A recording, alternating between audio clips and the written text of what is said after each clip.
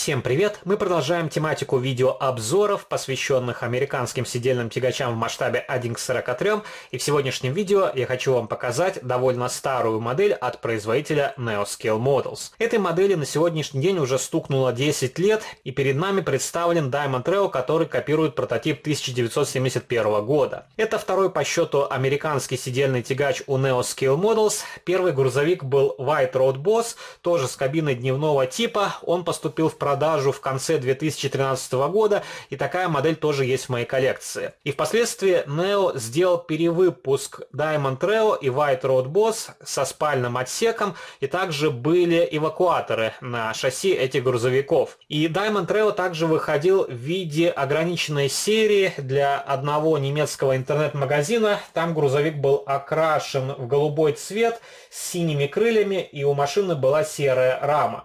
И тираж этих грузовиков составлял 300 экземпляров. Но хотя стоит отметить, что обычные грузовики у Neo выпущены не намного большим тиражом. Он обычно составляет 350-400 экземпляров. И, конечно, у этих моделей есть существенные недостатки. И самый главный недочет этих моделей то, что они сделаны из полимера. Это очень хрупкий материал. Здесь из эпоксидной смолы сделана рама. Она порой ломалась при транспортировке масштабной копии, особенно в зимнее время, и впоследствии Neo постарался ликвидировать эту проблему и стал паковать свои модели не в дисплей-кейсы, а в пенопластовые боксы. Хотя тоже зачастую модели приходили в поломанном виде.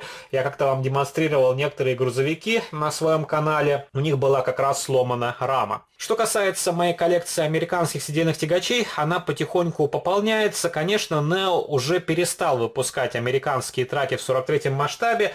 У них на сегодняшний день скопилось порядка 12 различных грузовиков, многие из них я вам уже демонстрировал. Затем они переключились на масштаб 1 к 64, стали выпускать более миниатюрные грузовики, но этого Diamond Reo они не перевыпускали в масштабе 1 к 64, хотя модель White Road Boss у них перевыпущена в виде сидельного тягача и эвакуатора. А Diamond Reo у них был в модификации Rider, немножко отличалась передняя часть грузовика. Также было два типа сидельных тягачей. У одного был обычный передний мост, у второго смещенный на заднюю часть для лучшей маневренности грузовика. Эти модели я тоже демонстрировал на своем канале. И в сегодняшнем видеообзоре я вам также приготовил одну модель от XO Models. Она стоит значительно дешевле, чем вариант от NeoScale Models. Мы посмотрим, какие упрощения есть у модели от XO, стоит ли она заявленных денег и может ли она конкурировать с более дорогостоящим собратом. Давайте начнем рассматривать саму масштабную копию. Она поставляется в довольно симпатичном дисплей-кейсе, картонка черного цвета, как на большинстве моделей раннего типа. Впоследствии Neo сменил владельца, и у них изменилось оформление упаковки. Картонные коробочки стали голубого цвета. Есть различная информация, с которой можно ознакомиться. Эти модели изготовлены в Китае, где же еще? Довольно хорошее качество покраски, в целом аккуратная сборка, хотя некоторые детали на этой модели не очень ровно стоят в своих посадочных местах. И когда я приобрел эту модель, я боялся то, что покрышки оплавят подиум, поэтому постелил вот такую фольгу, но по прошествии 10 лет здесь с покрышками ничего не случилось, и колесный диск также не оплавлен, это радует. И если вы можете видеть, эта модель отлично, еще раз повторюсь, покрашена, ярко-красный цвет. Также окрашен интерьер кабины, виднеется рулевое колесо, рукоятка переключения коробки передач, также установлены дверные карты. Очень хорошее качество хрома, в хроме здесь зеркала заднего вида, также воздушные короба.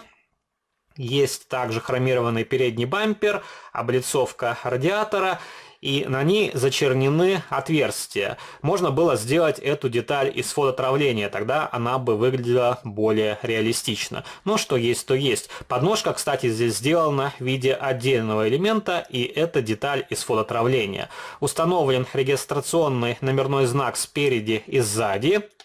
Также сзади виднеются задние фонари, они сделаны тоже в виде отдельных элементов. И светотехника у Neo делается следующим образом. Берется подложка из фототравления, и на нее капается капелька лака. Если это задний фонарь, то, естественно, она будет красного цвета. И такой подход мне тоже очень нравится. Задние фонари смотрятся очень реалистично. Установлены брызговики, они белого цвета на черных кронштейнах. Также вполне хорошие покрышки, конечно, им не хватает боковой маркировки, но здесь в целом вполне хороший протектор. Единственное, что мне не нравится, это задняя балансирная тележка. Тут получаются мосты со сквозными отверстиями, и они находятся на верхней части, как раз видна металлическая ось. Можно было сделать как-то эти элементы более ажурно. Но, кстати, такой подход также замечен на моделях от XO Models. У них тоже порой встречается вот такой разрезной сквозной задний мост. Рабочее седло. Также присутствует выхлопная труба, она изготовлена в хроме. Есть подставка для перекидок, хотя самих перекидок здесь не наблюдается. И у этой модели очень ажурно изготовлены значки. Это детали из фототравления, они окрашены в бордовый цвет. Такой симпатичный грузовик. У него также стеклоочистители сделаны из фототравления. Очень ажурные детальки, они аккуратно установлены.